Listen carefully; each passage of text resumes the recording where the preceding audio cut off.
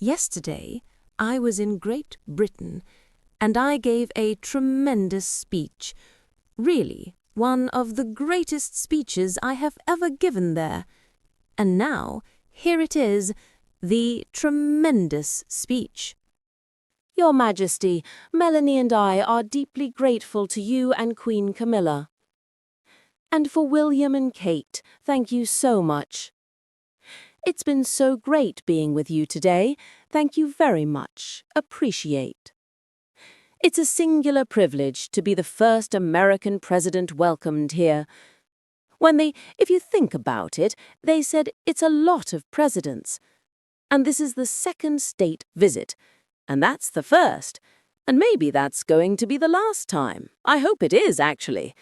But this is truly one of the highest honors of my life. Such respect for you and such respect for your country. For many decades, His Majesty the King has epitomized the fortitude, nobility, and the spirit of the British monarchy and the British people. He's dedicated himself to preserving the glory and unique character of his kingdom. He's giving life to the rivers and streams, supporting the works of artists and composers, planting trees and gardens in the countryside. And I just visited one of the most beautiful I've ever seen. And he's just completed in protecting the architectural integrity of cities, villages, and towns. He has uplifted the poor, cared for rural farms, and attended to wounded veterans like nobody else, I'll tell you that. I just stood in line and shook about 150 hands, and the king knew every single person and every single company.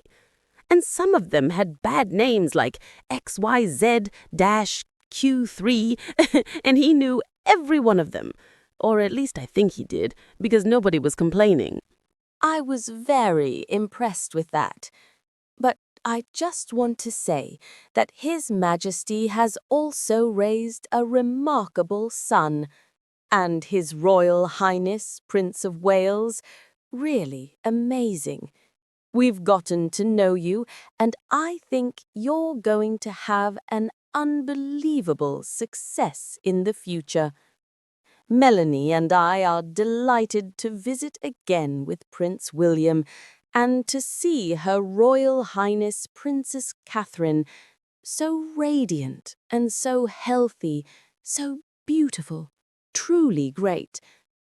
Many years ago, His Majesty opened his archives to a biographer.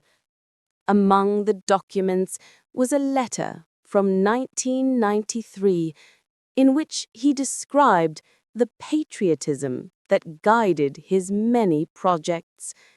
He wrote that he was, quote, entirely motivated by a desperate desire to put the great back into Great Britain, in the finest tradition of British sovereigns. He's given his whole heart, everything he's got, to those parts of Britain that are beyond the realm of mere legislation. It's not easy, but let's define its essence, and it makes you a heroine, and it's an amazing calling. And there's nobody that answered that calling like you have. A fifth of all of humanity speaks, writes, thinks, and prays in the language born on these isles, and perfected in the pages of Shakespeare and Dickens, in Tolkien, Lewis, Orwell, Kipling, incredible people, unbelievable people, like we have rarely seen before, probably won't see again. This kingdom defeated Napoleon, unleashed the Industrial Revolution, destroyed slavery, and defended civilization in the darkest days of fascism and communism. The British gave the world the Magna Carta, the modern Parliament, and Francis Bacon's scientific method. They gave us the works of Locke, Hobbes, Smith, and Burke, Newton and Blackstone. The legal, intellectual, cultural, and political traditions of this kingdom have been among the highest achievements of mankind. The British Empire laid the foundations of law, liberty, free speech, and individual rights. Virtually everywhere the Union Jack has ever flown, including a place called America. You know that place very well, don't you? His Majesty spoke eloquently about the bond which inspired Sir Winston Churchill. The bust is in the Oval Office right now, the beautiful bust of Winston Churchill. Churchill coined the phrase special relationship, but seen from American eyes, the word special does not begin to do it justice. We're joined by history and faith, and by love and language, and by transcending ties of culture, tradition, and destiny. We're like two notes in one chord, or two verses of the same poem, each beautiful on its own, but really meant to be played together. The bond of kinship and identity between America and the United Kingdom is priceless and eternal. It's irreplaceable and unbreakable.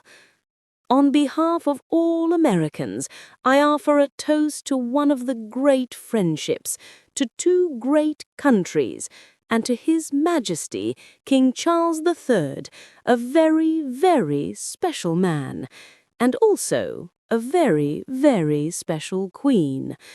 Thank you very much. Thank you.